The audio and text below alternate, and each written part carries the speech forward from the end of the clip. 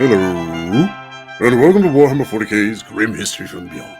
I'm Zeckthar, And I'm Yuksen. and we are the chroniclers of all that was, and all that will be in the 41st millennium. We have seen the rise and fall of many empires, and this month, we will be discussing the traitor marines known as the Iron Warriors. Iron within, iron without. Indeed, this month we will chronicle how they came to be, their traits in war, and of course, notable characters. Well, Zeckthar, what are we going to be talking about this week? Well, we've come to the end of the month, and this week we will be doing our regular Q&A. So, Yuksen, what's our first question? Are panda bears really bears? So, if you guys have been listening for the past few weeks, at the end of our boxes, we've been kind of debating this a little bit. But there's actually a reason for it. So, real quick, Yuksen, were you ever told, anyways, as a child, that panda bears were actually more akin to raccoons than bears? Or am I just that old that I had to be around when they were still talking about it? Panda bears? No. Like red pandas that we saw at the zoo? Yes. Okay.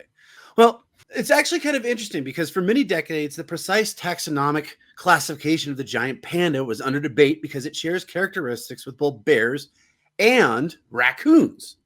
But in 1985, molecular studies indicated that giant pandas are in fact bears, part of the family Ursidae.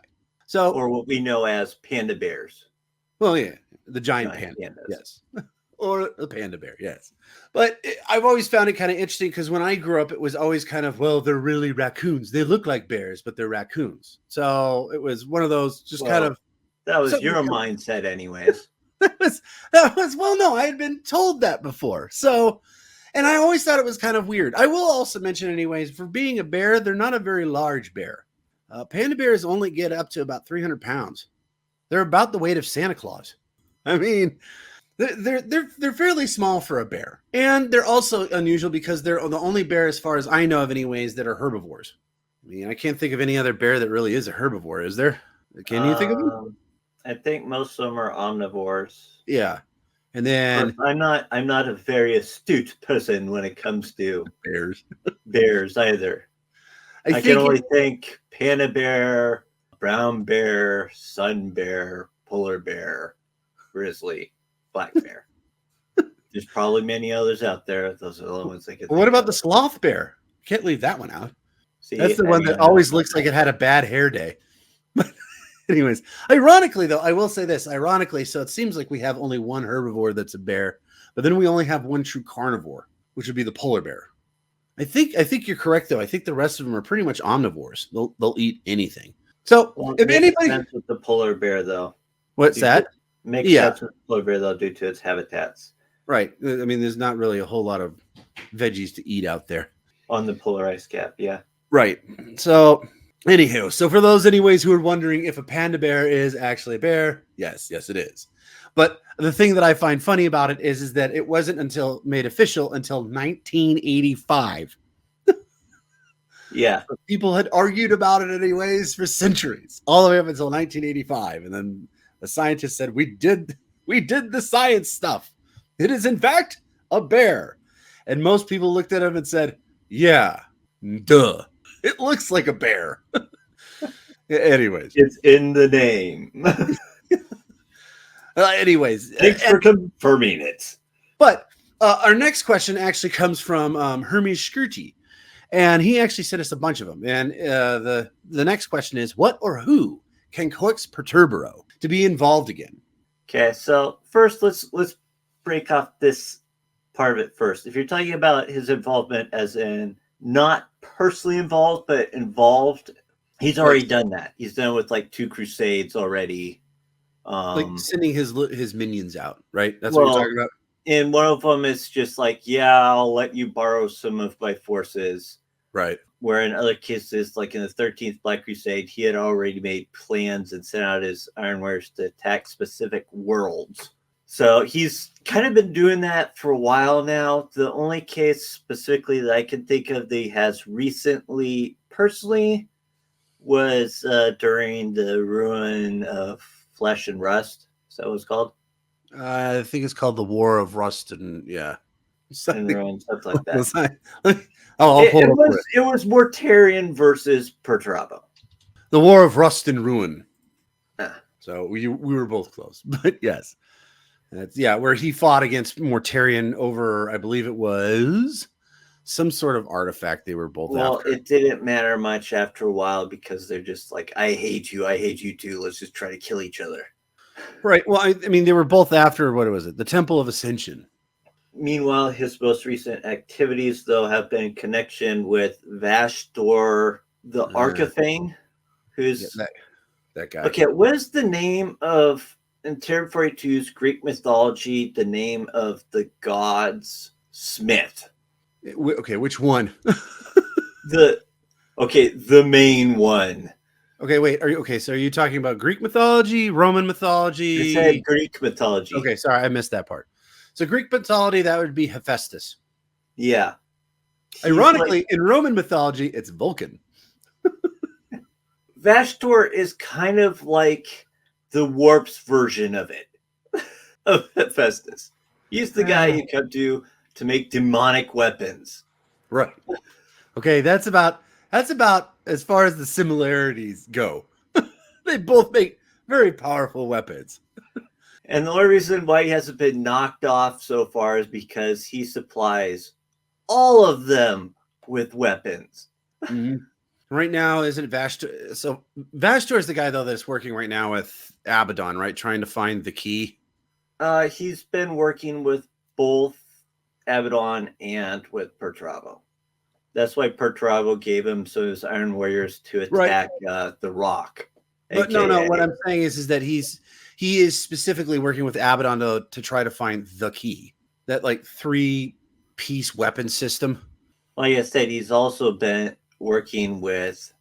He has more than one plan in operation at times. No, I understand that, but he is working specifically with Abaddon to find the key. Yes, that is one of the things he is working on. Thank you. I understand he's working on other things, Yuksen. I just wanted to clarify anyways. Another thing that he's doing with Abaddon is trying to find. Is kind of involved with also. What's that? Also, one of the things that Perturabo kind of is in also, or else he would never given Vashtor any of his guys. He's also trying to find the key. Perturabo is. Yeah, probably for a somewhat different reason. Well, I mean, it is going after a piece of mechanical weaponry. Mm-hmm. So you can kind of see why Perturabo would also be interested in it. Yeah, fair enough. I can make a new cannon with this. They can blow up star systems. It's like, wait, they already made one of those, Really? Yes. The Blackstone fortresses. There was a few of them, actually. Well, okay. We will have to do... We'll have to do... hang on half a second, Yuksen. Speaking of galaxy-ending weapons, we will at some point anyways have to discuss some of the crazy weapons that are in 40K that really can like wipe out whole star systems. I mean, I think we briefly talked about one when we did the Necrons, which was, as you know, a long time ago. But where it literally anyways... I mentioned that at one point there was a war that the Dark Hunters were involved with where some rogue mechs actually used to destroy planets and star systems and stuff. Yeah. But I mean, like when we talked about, for instance, when we did the Fall of Cadia, we talked about the Blackstone fortresses, which are kind of considered planet killers, along with how they actually had a ship. I think they actually called it the Planet Killer or Crusher or something, which blew up planets.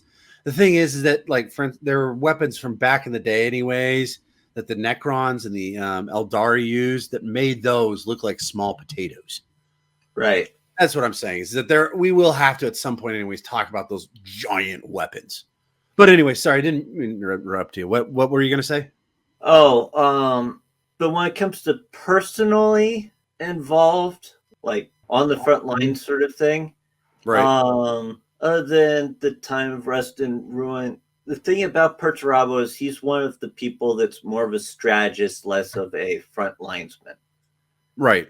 For example, earlier, Zeckthar and I were talking about, okay, what are the different Primarchs that are like frontline people versus people who are the behind, generally doing the strategizing and stuff. Now, mind you, anyways, that doesn't mean in no way, anyways, any of these guys couldn't hold their own in a fight. Yeah. But yeah, the ones, anyways, that we were kind of talking about are the ones that normally kind of get brought up, anyways, is who's the best fighter, which kind of makes sense when you stop and think about it, why they would be on the front lines. But and we kind of boiled it down to, I mean, you've got obviously the Khan, the Wolf, the Lion. Who's that other guy, anyways, that we kind of chuckled about? We couldn't Angron. Yeah, that guy. Yeah, the angry one. The angry one. Yeah. He was normally on the front lines. And then there was also, anyways, we also kind of talked about there are a few of them, anyways, that definitely were kind of like an in between, where they were kind of on the front lines and kind of not.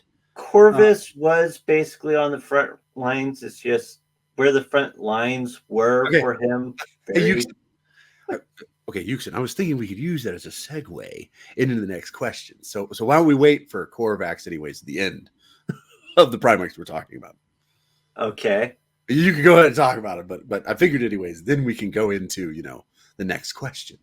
But so those ones, anyways, that are kind of like halvesies, I'd probably put Mortarion in there. Fulgrim would be frontline though, right? Fulgrim I would put kind of like the in between too. He did like, anyways, going and getting his hands dirty. He never liked getting his hands dirty, but yeah. he did like using his sword. Yes.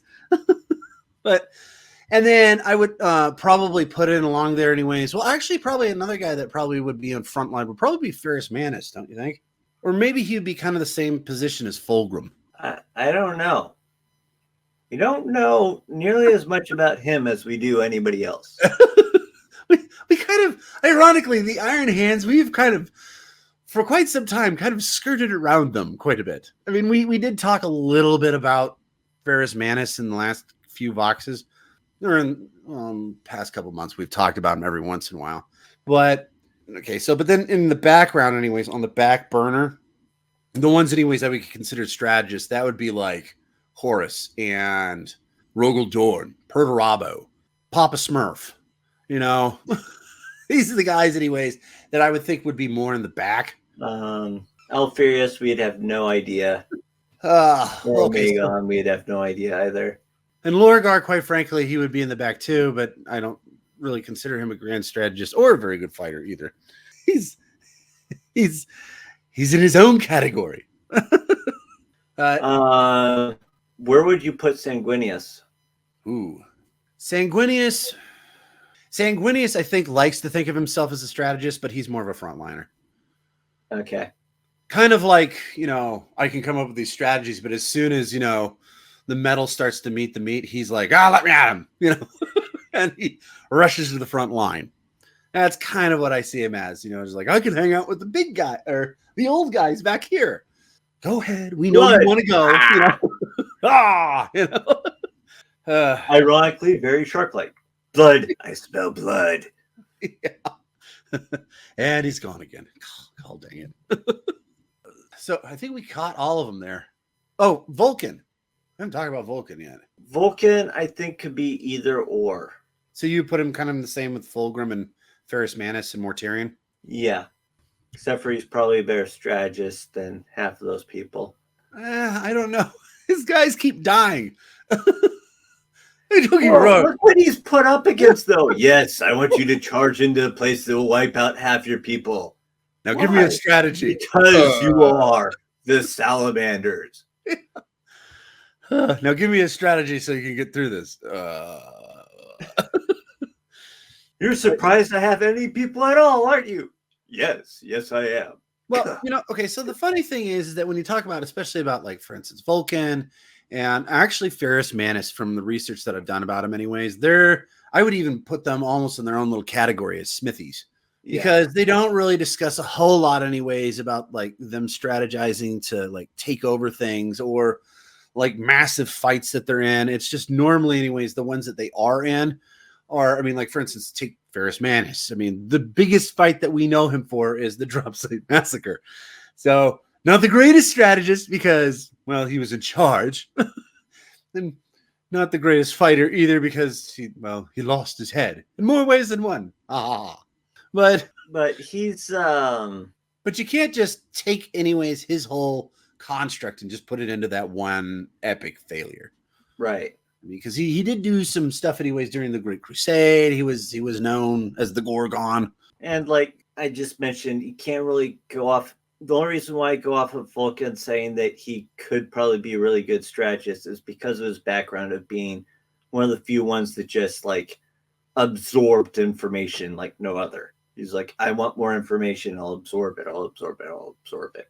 Right. But like I said, anyways, with Vulcan, I mean, we just don't see a whole lot of been put in situations where it's kind of like all the campaigns basically that he's been put in are kind of like situations where it's just like, yeah, you can't really strategize very well for it.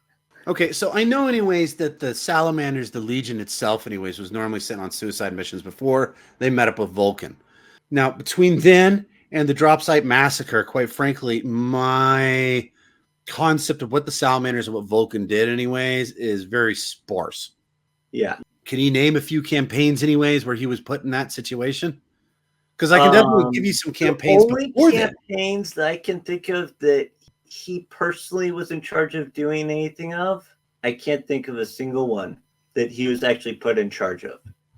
So maybe he isn't the grand strategist. Maybe that's why he wasn't put in charge.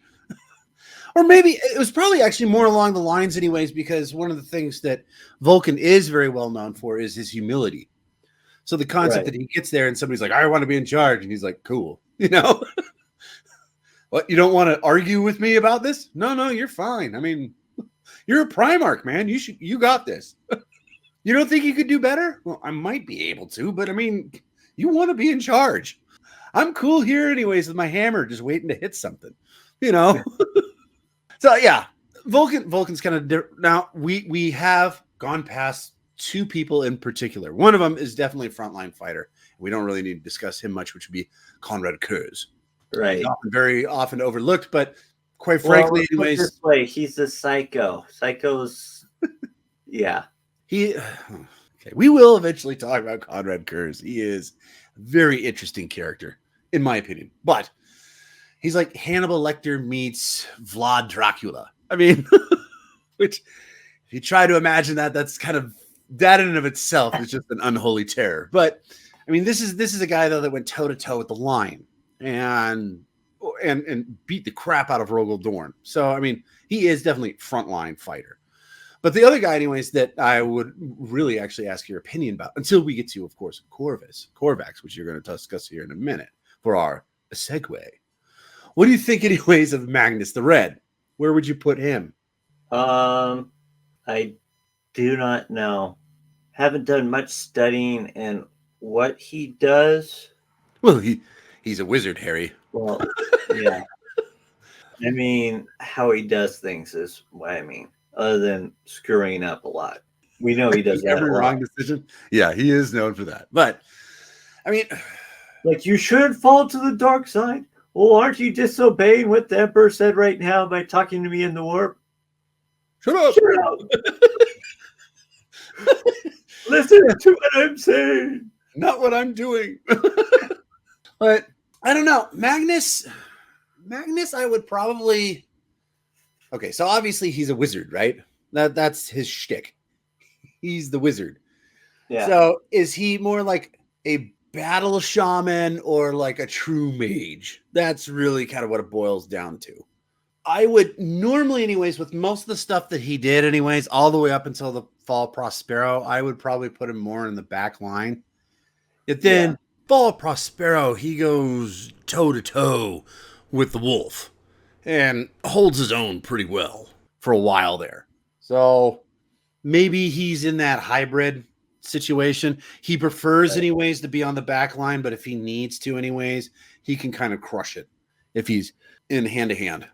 Well, doesn't really fight hand to hand. He's got a magic stick that he, well, no, it's not a stick. It's just it depends on who he goes against too, because as we know, he eventually got his back broken by the Lion, or not the Lion. Well, then he got his head bashed in later by Vulcan. Well, that was after. he tried to vaporize him, and he still didn't die. So Yeah, Vulcan has that pesky thing of being, immortal.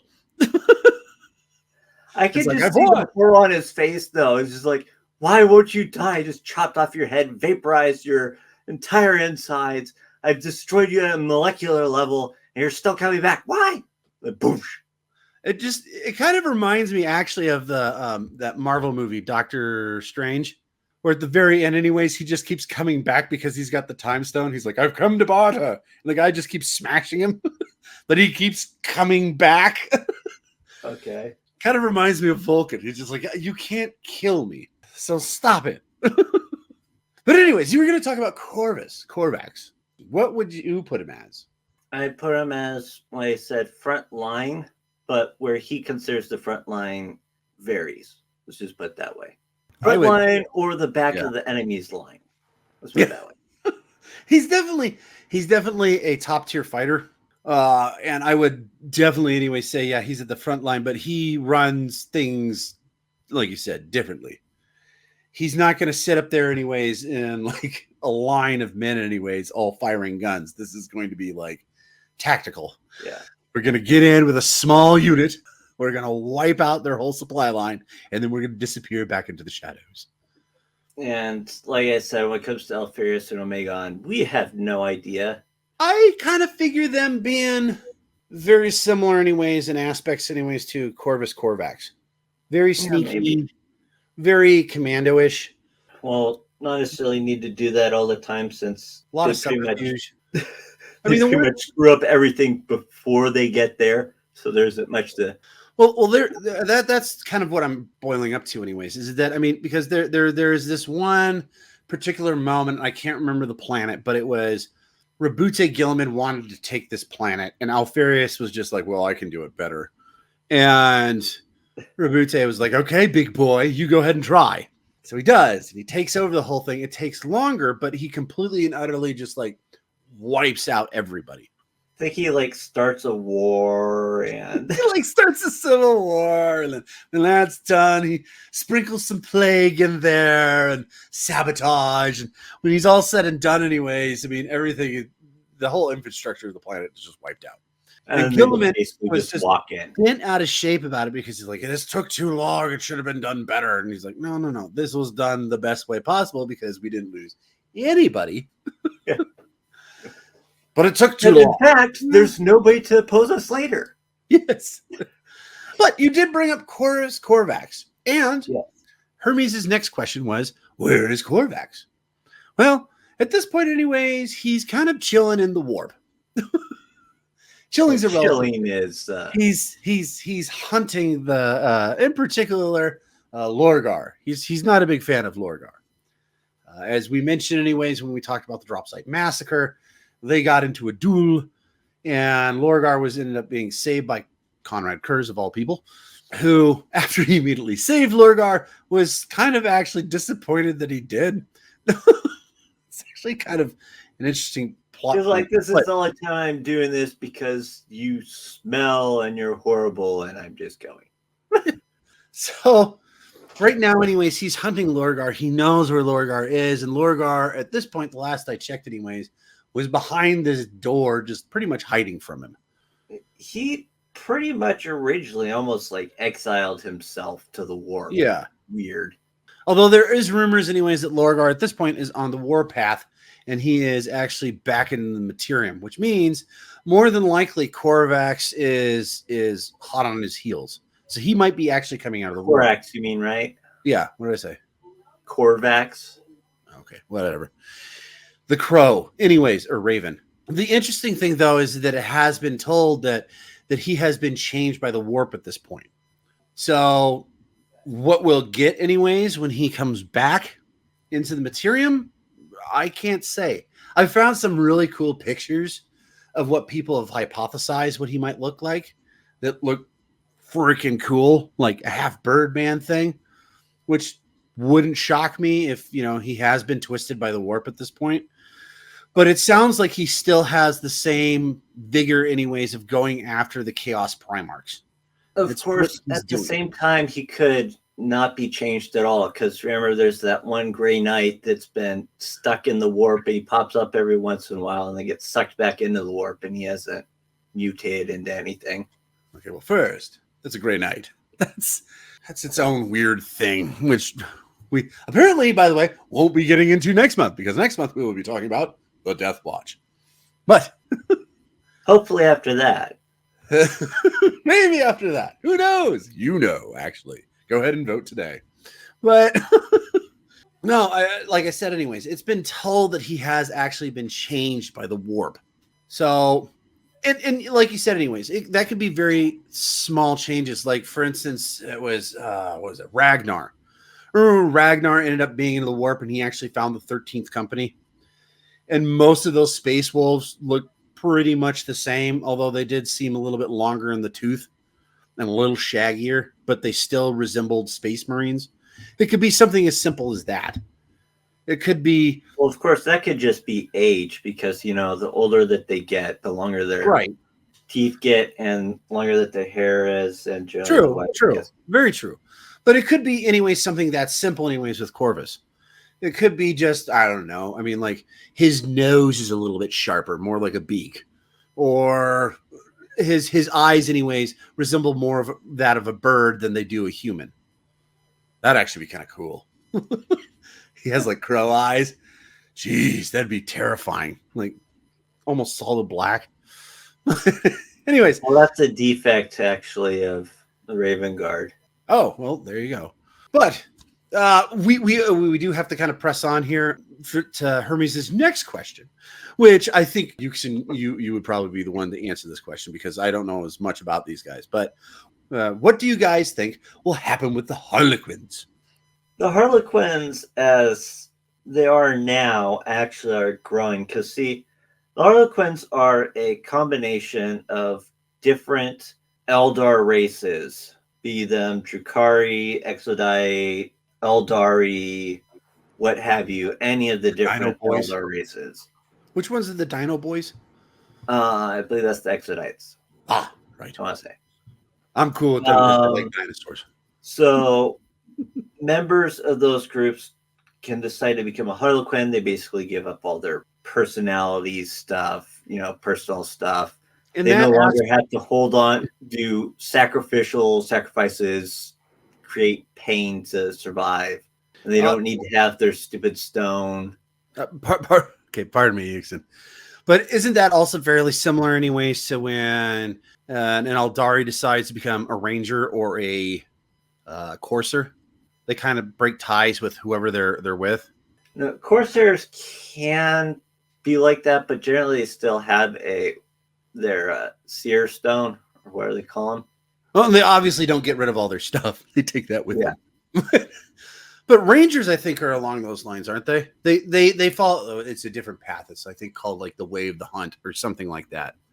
Yeah. Where they do something very similar, anyways. Where they just they get rid of all their personal possessions, and or I think it's the Way of the Wayfarer or something like that. I can't remember what they called it. I only looked into it once with Illic the Night Spear, but. But it seems like, anyways, that they do kind of a very similar thing that the Harlequins do. The difference is that the Harlequins, instead of following this particular path, they follow what's his face. They follow the one surviving god of the original Eldari gods. Well, the only one that was able to escape from the warp, basically, because there are the Joker. Technically, 3 gods that survived, kinda. One of them was... 2 definitely did. Yeah. Right? One of them was the was it Lady Aisha? I can look it up for you right now. Go ahead and talk about Cain while I'm looking. So one of them was the female god of like life or something like that, and unfortunately she was caught by Nurgle and is now in his garden, and he tests his wonderful diseases on her. Isha. Okay. So Isha is the one, anyways, that is held prisoner by Nurgle, which is... Then Cain got obliterated into thousands of pieces, and so there are avatars of Cain that assist the Eldari. That's one of those things that Marnie Cal punched, right? Right. Why it didn't just sit For on him is those, for beyond me. those who don't know who that is, that's Marnius Calgar. We Yeah, just it's call him Marnie's Marnie Calgar. Cal because Because we're for some very reason in our informal. minds he's Australian and his name is Marnie. Marnie Cal. Marnie Cal. And then you have Kegarek, the laughing god, and he actually also Sorry. saw it coming. He said, "Peace out," and he jumped into the webway, and so Slanesh wasn't able to actually catch him. So the Harlequins follow him, and when you basically give up, you're basically giving up your identity, and when you join the Harlequins, and actually the amount of Harlequins that has been increasing significantly in growth in comparison to prior ages. And that's because Some people think it's because it's in relation to more people heading that direction to follow, well, other than following a god that actually, exists, still helps. But right now, the main thing that a lot of them are worried about is the, what is it called? It's called The Final Act by the Harlequins, which is written down in the Ronadondra. And the Ronadondra is basically a book that describes, this is what it's going to be like in the end times where chaos and the Eldari are basically going to annihilate each other. And then there will be a new beginning. And yeah, it also does not say what happens to any of the other races. Okay, well, if I might chime in here anyways. The whole concept is that the end times, anyways, the Ronadondra, the strands of fate have pointed towards the victory of chaos during the last mythical battle of the Ronadondra. Yet within the pages of the Crystal Tomb is recorded Kegarak's ultimate jest, a way to trick Slanesh into expending all of her power not to destroy the Eldari, but to save them. So it's like this is Kegarak's ultimate goal, is to make Slanesh work for him. Yeah, at the last moment. At the very last moment. It's his final trick, his greatest trick. Yeah. In that case, it will save things, not doom things. Well, it will save the Eldari. Yeah. So, like you so eloquently said, by the way, anyways, in the Ronadondra and in the Final Dance, anyways, in both of these descriptions and writings, they don't mention anything about, I don't know, humans or orcs or anything. So that actually got both Yuksen and I to thinking, anyways, that if this all takes place, right? Right. And the warp is defeated, that means the warp is gone. So the question of the day is, what does that mean, anyways, to the rest of these races? Now, I'm going to let you answer the orcs because we had quite a debate about that, and we probably will here too. But humanity is ironically kind of screwed because remember all the ways that they can travel anyways, they use the warp, the Astronomicon. So if the warp is gone, then they're stuck back anyways with the same stuff that the Tau use, except for it's even more ancient. So they just can only put it along, so it'll pretty much bring about another age of strife, right? Well, unless they start getting more technology from the Voton. Right. Or they start moving away anyways from using the warp. Or they find another STC. Yeah. From the golden age of technology. And I'm not saying anyways that they would just be completely screwed forever, because if we recall right, in the age of technology, people bounced around not using the warp. So it is possible. It's just they don't have that technology right now, and anybody that even tries to think of technology to use like that, it's considered, oh, what's your favorite word, Yuksen? Heresy. Exactly. So yes, humanity would actually be in a very steep downturn. Now, the Leagues of Voton, I'm thinking that they would just kind of do what they're doing right now. Don't you think, Yuksen? Right. They just kind of be tuned. Except for they wouldn't have that pesky warp to worry about. So they might actually flourish a little bit more. The Tau would probably take advantage of this because they already, anyways, don't use anything with a warp. So their empire, I think, would increase along with, the Necrons. The Necrons don't use the warp at all. So I think they would also increase too. The two that I'm really wondering about though is first off the Eldari and the Drukhari. Now that the warp is gone, what are they going to do? I don't know. I mean, they aren't specifically entities of the warp, so they would technically survive if the warp died. Whether or not they just die off or continue on. Well, okay. Here's my question. I don't know a whole lot about the Eldar in general. That's more of your boat, especially yours is more along the lines that you really dig the Harlequins. Yeah, but other groups, I know next to nothing. Okay, but here's my question, anyways: is how much do they rely on the warp? Is it as much as humanity, or is it more or less? From my knowledge, the ones who utilize the warp the most would be the Eldari, but that's just because they use it when they're in combat and things like that. Well, they also have they travel through the webways, right? Yes, but and the webways are passed through the warp. They're like shortcuts, right? That's the best way I've heard it described. Except for the warp wasn't really able to. Entities of the warp weren't really able to enter it, though, which is what was weird. Right. Well, yeah. It's almost like a subspace. Right. It's yeah. So the question, I guess, is that would the webway portals and the webways still actually be active if the warp is no longer there? I don't think it would. But so if it's not, then I think the Eldari and the Drukhari and the Harlequins and all the Eldar would have the same problem that humanity did, right? The way of faster than light travel is pretty much cut off. Possibly. Okay. And so now we get to discuss anyways, probably your favorite group, the Orcs. What do you think would happen with the Orcs? I don't think it really hurt the Orcs much, personally. I do. And here's my reasoning why, is because of a lot of their Wog energy anyways comes from Mork and Gork. We discussed this when we talked about Yes. Orcs. It's a circular power energy thing. So they power Gork and Mork in turn anyways power the Orcs and their Wog energy. So if the warp is completely annihilated, which means Gork and Mork are gone. That's part of the debate, by the way. What's that? That's part of the debate, by the way. They live in the warp. The warp is gone. They're done. Okay. Does that mean also that if it disappeared now that Korax would die? Yes. Oh. If he's in the warp. If he's not in the warp, then no, he's fine.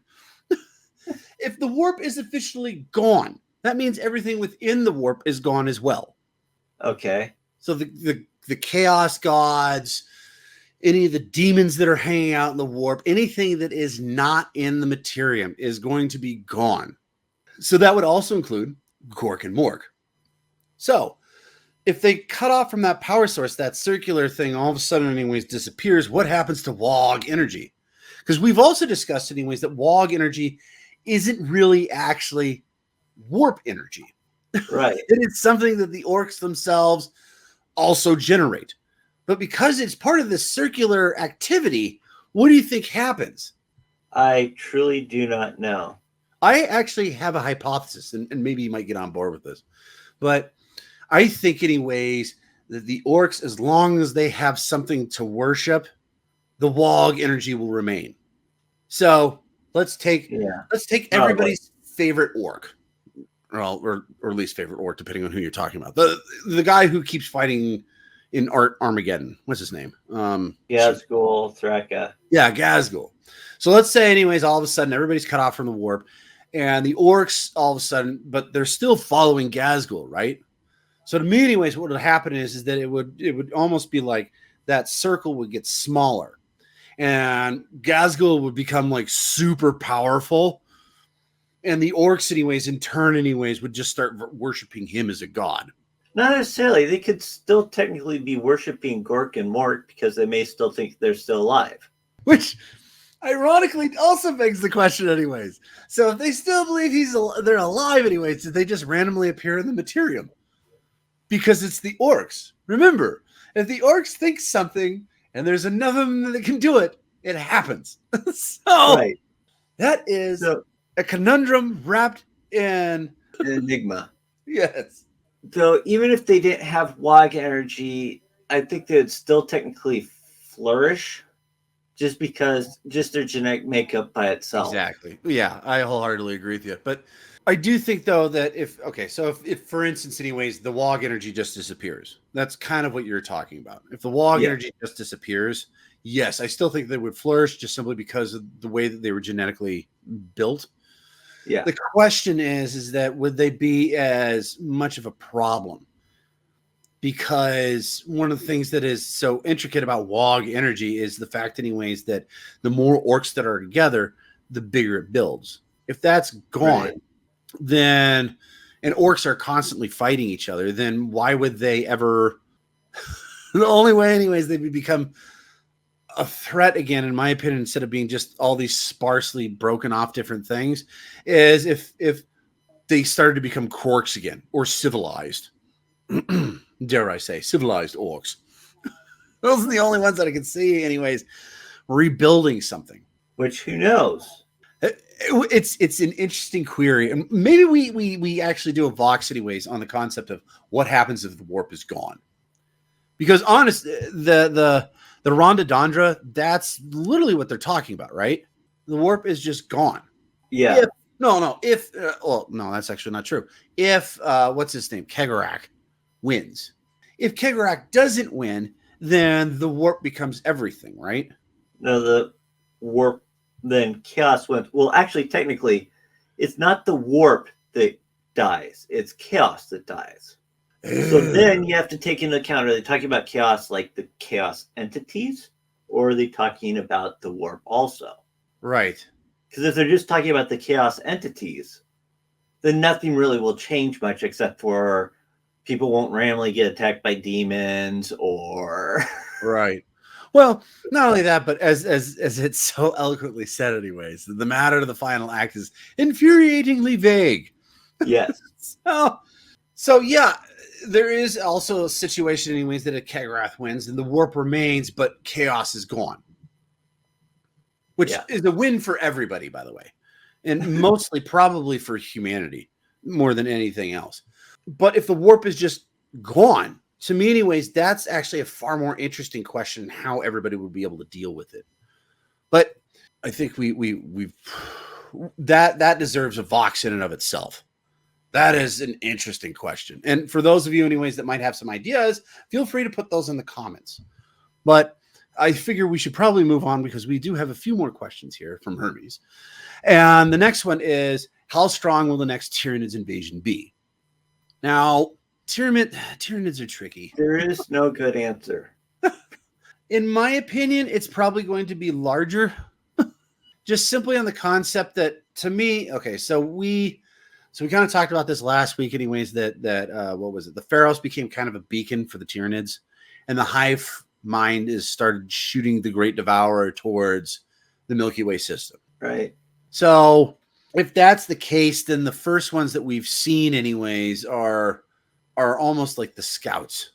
They're trying to figure out how to take out the Milky Way system. Either that, or they're just the ones that are just at the front.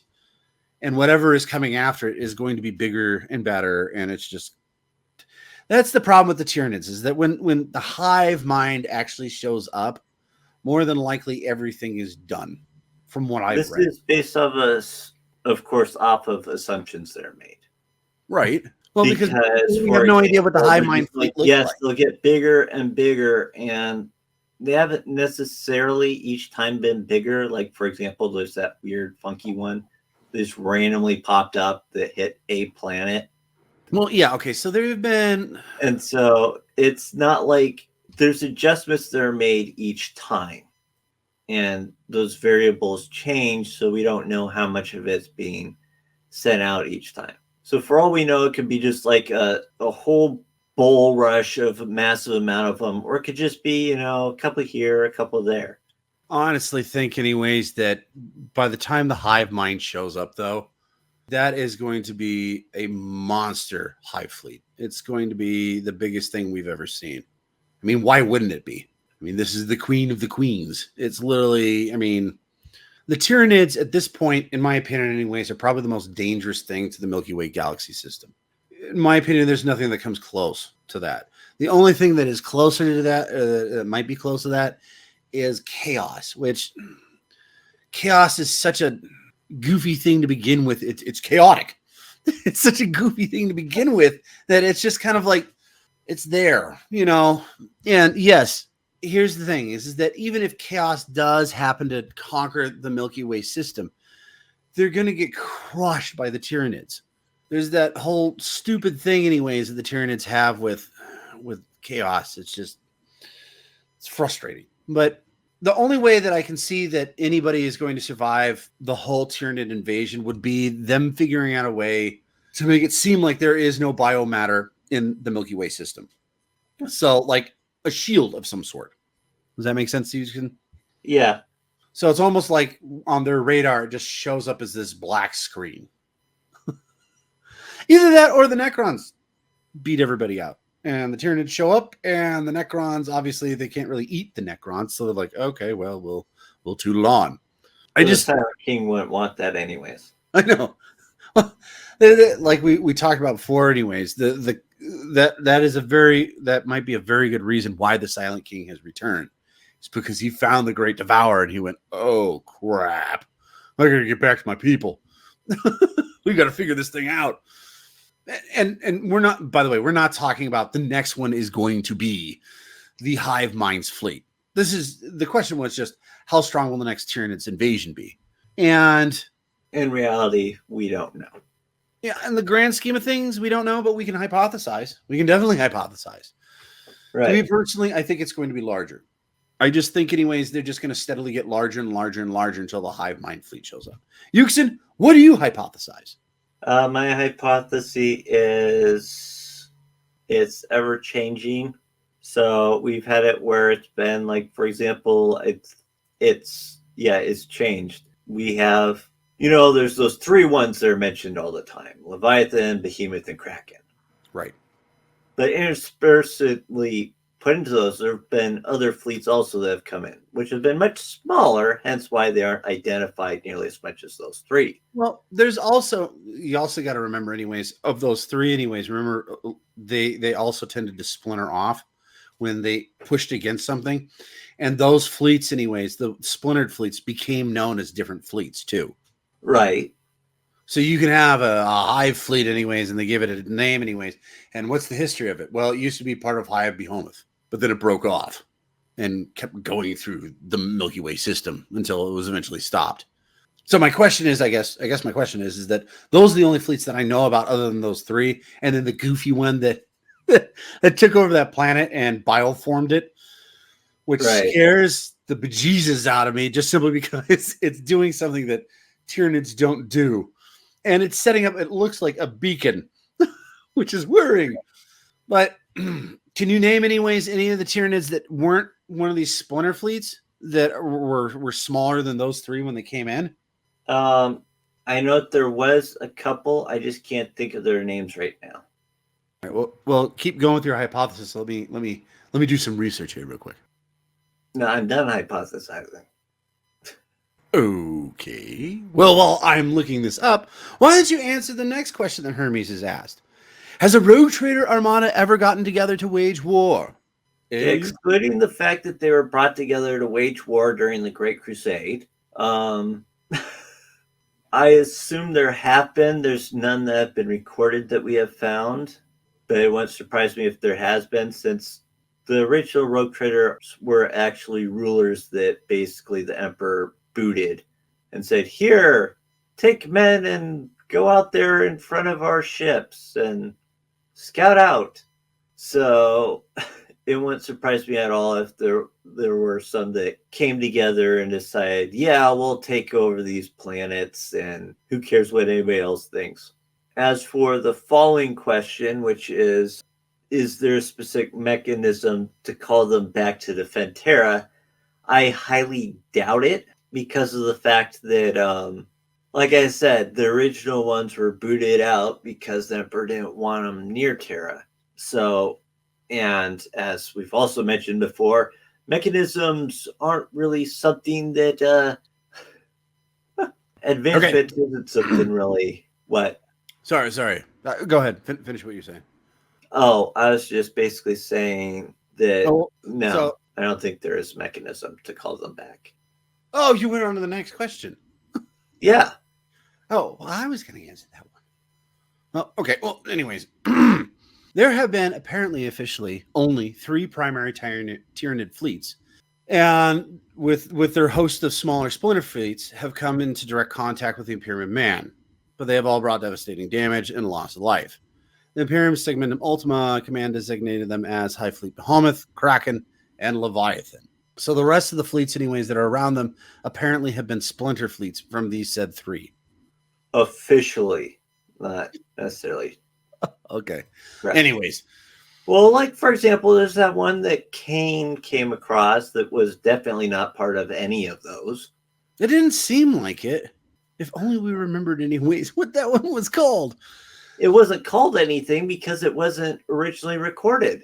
No, it had a name to it. I remember we No, it's just known as being the meteor that hit the planet. No, I don't think that's right. Hang on. Let me go ahead and look through our scrolls here real quick. Let's see here. Tyrant? No. Tyranid. Okay. Tyranid. Earliest forms of Tyranids. Aha! I found it. Okay. So I also found the one that we've been talking about that conquered this world and like set up a probe. It's called High Fleet Tammet. The interesting part about them, though, is that they were encountered in M35. Now, if you recall right, Yuksen, most of the Tyranids have shown up. They started showing up in M40? Yeah, so like that. The first one was officially claimed by Cryptman. Right. He's still alive. So somewhere between M40 and M41. Yeah. So these guys showed up anyway 6,000 years before that. To give you kind of a concept of them, though, anyways, they were encountered in M35 and is theorized to be a Tyranid implant probe sent into the galaxy ahead of the larger Hive fleets. It is also unique in that it has claimed the worlds of Tammet system without entirely stripping them of biomass and continues to guard its conquered territory with single-minded ferocity. So they are very unique. They're the only ones that have done this. So this also, anyways, very well, anyways, this could also be, anyways, a way that how they eliminate the Tyranid threat. They conquer these worlds and they take out the Tyranids there. Because if this is in fact, anyways, they have set up a probe so that, the Tyranids know where they are. So it's like a homing beacon. If you eliminate the homing beacon, then maybe, anyways, you just get like little sections of Tyranids that kind of flow through instead of getting the whole caboose. Right. Anywho. So, so you were talking about, is there a mechanism to call them to defend Terra, the rogue traders? Yeah. And did you mention anyways that this is probably not true because the whole concept was they were trying to get rid of said rogue traders from Terra? Okay. Real quick, another real quick question. How did the rogue traders fare during the heresy, Yuksen? I'm not sure how well they fared. By the way, they also, I think, missed out on High Fleet Gorgon. You remember that one, right? Gorgon was a splintered faction of Behemoth, I believe. Behemoth. Behemoth. It's a word. Behemoth. I've heard it both ways. I like Behemoth better. Behemoth. Anyways.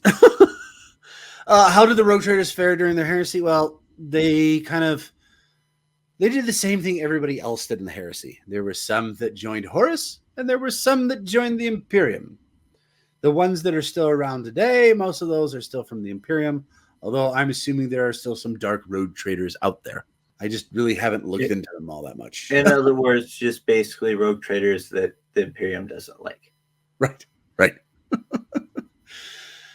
But we only have a couple questions left, so let's get through these real quick. So we did talk about, I think it was a couple months back, anyways, we talked about the gene stealers. And one of the questions that we had brought up, anyways, was, can a space marine be infected as a gene stealer? And you surmise, stealer. Yeah, and you surmise, if I recall right, you said no, just simply because they're too tough. They have too many. They're genetically altered, and they're just too tough for that to happen. You're kind of correct. They can be infected by the gene stealer, whatever they call it, the infection anyways. They can be, and it's been recorded with the scythes of the Emperor, but They just couldn't be turned.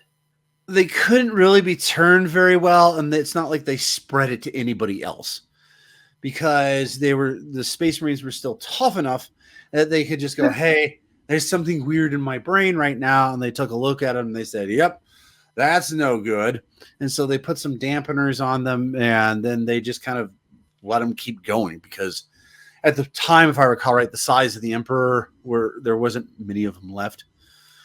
So they didn't really have much of a choice. But now, I guess in the era Indominus, they have been bolstered by Rabute Gilliman's Gray Shield, what are they called? Or whatever they're called. Yeah, the Primaris Space Marines. So it's not nearly as much of a factor anymore.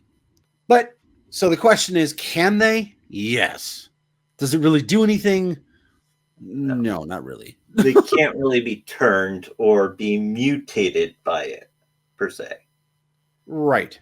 But they still, anyways, I guess one of the reasons why they put the dampeners on them is that they still technically can be a homing beacon for other Tyranids, which could be a problem. Or actually could be an asset if you think about it. It's like, okay, when you lay an ambush, you take off your hood. Oh, hey, now you're starting to sound like Krypton. No. He'd be like, all of you, take off your hoods, stand in here, and just we'll drop the rocks on top of you, along with the Tyranids. All right, but it's all for good cause. Bye. So we've only got a couple questions left. The first one would be, could Cypher actually be Alfarius? Yes. That was a joke question. And yes, he could. Probably not. What? So, because we know that in theory, Alfarius or Omegon has impersonated the Dark Angels before. If I recall right, he was, according to his own words, although he did say that it was a lie, he was good chums with Lionel Johnson. Yeah, Lionel Johnson came up to him and said, "Are you a Dark Angel?" And he said, "Yep." Like, okay. Because he seemed a little larger than others. So real quick, anyways, before I give my 2 cents, you want to go ahead and so first off, if you guys want to know what you can know, anyways, about Alfarius and Omegon, we did a whole Vox on it about the twins. Feel free to go back and look into it. It's fairly entertaining. By the time, quite frankly, we did a whole month, anyways, on Alpha Legion, and by the time we were done, we were fairly frustrated. Because yeah, a lot more questions, and actually they turned into probably one of my favorite legions. Oh yeah, no. I mean, by the time we were done, we are just like, we kind of like these guys, but trying to find actual historical documentation on them is so frustrating. I mean, even so, their notable characters are possibly more than one person, or dead, or maybe not. Yeah. Or it could be 3 people, or 2, or just one guy. Who knows? But anyways, so if you want to look into them, anyways, we did a whole series on Alpha Legion. Feel free; it's actually a very fun one. But real quick, Yuksen, would you like to tell the people, anyways, yet another confusing person, Cypher? So we joked that Cypher may be Alfarius, and the reason why is because he's so enigmatic, and nobody knows technically which side he's on. We know that he is one of the horrific fallen angels, which Dark Angels would have you believe don't exist. In fact, if you even think that they exist, they'll take you away. But they all know that they exist, and they're hunting them. Yes. And Cypher, it pops up here and there, and generally the Fallen will appear where he is, but whether or not good or bad comes from when he pops up is unknown. Yeah. The one thing that does seem to happen is that wherever he goes, destruction follows. That's kind of the key. Now, if it was there beforehand, Well, we no, don't no, no. When he shows up, things on the surface at least seem to be fine. And then when he leaves, things start to blow up. And now, like I think what you were trying to say, anyways, was he the cause of it or not? That's debatable. What isn't debatable, though, is that he pops up, and then when he disappears, wherever he was, destruction follows. right. And by the whether way, or not the destruction was a good or bad thing is debated. that's also Depends on the situation also. that's also, anyways, a lot of times, anyways, if it was him. It's like that old parable where the boy, anyways, loses his horse, and they all talk to the wise man, and they said, "Oh, isn't that so terrible?" And he goes, "Well, we'll see." And then because he lost his horse, he wasn't able to join the cavalry and go to war where most of the men died. And everybody said, "Oh, well, isn't that great?" And the wise man says, "We'll see." It's a very interesting parable. But anyways, that's kind of what Cypher is. It's just kind of like, well, is he a good guy or a bad guy? Well, we'll see what happens. What makes it even more confusing is the fact that he's hung out with, well, we mentioned them earlier, the Harlequins. We're also we don't know which side they're on. Well, oh, no. We do know which side. Depending on the situation, No. whether they're allies or foes. We do know which side the Harlequins are on. They're on the Harlequin side. Yeah. I mean, though, when they appear, are they allies or foes this time around? Right. We don't know. For humanity, yeah. I don't think that that's ever been a case, anyways, when it comes to chaos. When they show up and chaos is there, it's not, are they friends? No, it's just immediately kill them. Well, they will try to kill us. Unless it furthers what it is that they're trying to do. Then they'll go, we'll just wait or something like that. I don't think there's ever been a recorded time where the Harlequins side with chaos. Let's put it that way. No, not sided with, but maybe not assisted. There you go. But yeah, so Cypher is, and I think anyways, what brought this question up was because I did a Vox on the time of the Twin Emperors, and he happens to show up in this. And I'm like, okay, we have skirted around Cypher for the longest time. I should look into him. And the more I looked into him, the more hair I pulled out of the top of my bald head. It's just so frustrating. It's like Alpharius and Omegon. The difference, though, is that Cypher has a whole lot less information on him. Well, at least it's factual information. Yeah, he was there. Everybody knows he was there. Why he was there, nobody knows. Did he cause the problems that took place? Did he help the Imperium or did he hurt the Imperium? Yeah, we don't know any of that. Well, except for one case where he did help save Gilliman. Yes, but why did he do it? Because the Harlequins dragged him there. Who showed up for some reason to help also. So did he do it anyways just to help Gilliman, or was this because it's like it's not his time to die yet? He has to get killed by Angron for all of this to work out. You can't get killed by Mortarion. What's even more agitating is the fact that he was arrested afterwards, and then who broke him out? The Dark Angels. Why? And then he disappeared again. Well, because they wanted. Okay, so that is also something that's kind of interesting about Cypher. So there have been times, anyways, where it's been recorded that the Dark Angels have captured Cypher, and then he just disappears. So to me, anyways, a lot of me thinks, anyways, so there is somebody that is still working within the Dark Angels that is actually helping him out. Or two, he just knows the Dark Angels well enough, anyways, that whenever they come to collect him, anyways, he knows how to get away. Or he helped build the rock. I know how to get out of this. Yeah, but yet another enigma. How I get out of this, but all right, so we do have one last question, and the reason why I bring this up is just simply because we mentioned it at the very beginning of our Voxes on the Iron Warriors, and we asked you find people that listen because we didn't know, and it was, why on earth did Perturabo become a demon Primarch? And we did get some responses back. Thank you, by the way, Hermes Skirty and Andarchy. You guys were the main ones that answered back. And your synopsis was that when Fulgrim became a demon Primarch. So, do you know much of this story, Yuksen? No. Okay, so how he ascended anyways is that they went to this one world, and he had given Perturabo, I can't remember what they called it, but it was this MacGuffin thing. And what and he didn't tell Perturabo what it did, but what it did was that when they get to this point and Fulgrim starts to ascend, it actually literally starts to drain the life force out of Perturabo and into Fulgrim so he can ascend.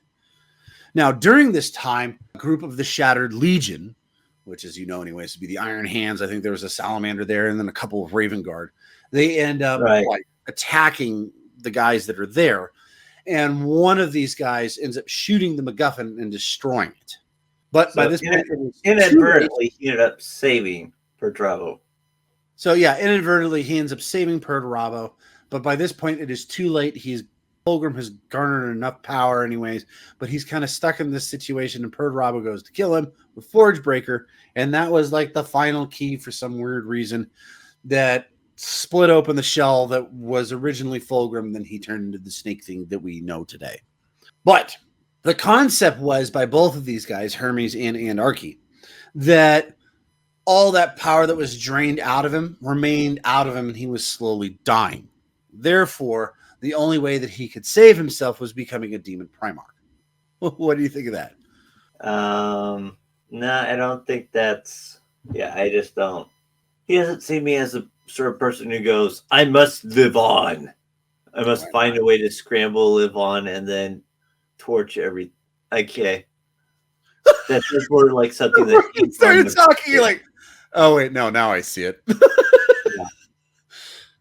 So, I mean, it makes sense. Although I will say anyways, from the research that I've done on the subject, I didn't see anything after that anyways actually stating that Perturabo was dying because of this whole thing that took place. I will say that. To me anyways, though, that is probably the best reasoning as to why he became a demon Primarch, because as we talked about in the first Vox, we're just like, why would he do that? He hated chaos. He hated the whole aspect of it. He watched what it did to his brother Horus, and he was just disgusted by it. That's the only that. And then like I said, I looked online and I'm trying to find anyways information on it. The only other thing that I found anyways that was even just the thought process was just because Perturabo was so spiteful of the Imperium. This was his way of just giving the ultimate finger. Yeah. He was just like, you know what? F all of you. I'm doing this, and we'll come back and get you later. Those are kind of the two hypotheses that are out there. What do you think it was? I think it'd be more of being pissed off at everybody. As opposed to him finding a solution. Self-preservation. I do think that was funny. He was like, I don't see the self-preservation. And as he kept talking, like, oh, wait, no, now I see it. I could see him being that vindictive on both sides of this. To me, I'd lean more towards just being pissed off at the world. Right. And very well could be true. I think both of them actually are probably the only reasonable answers that I can think of. Quite frankly, either A, it's a MacGuffin, or B, anyways, it's spite. One of the two. Now, I don't think anyways this is a question we can really answer because, like I said, I never found anyways any documented evidence that it was still killing him. This MacGuffin was. Right. And we've never heard why Perturabo became a demon Primarch. So, for you fine listeners, I leave it up to you. You guys can just believe which way you want to, pretty much. But on that note, we're out of time for today. Join us next time as we discuss our new subject, which would be the thing that you guys voted on, which was the Death Watch. Fantastic. Well, thank you all for listening, and I hope you enjoyed this box. Feel free to like, follow, subscribe, and comment. And don't forget to check out the shop. We got some cool stuff there, like clothes, pillows, and hats. Yes. And don't forget the rabbits. Or, as we know now, panda bears. Yes. The bears. The bears. Have a great day. And as always, Until next time, this is Zeckthar, And Yuksen. signing off.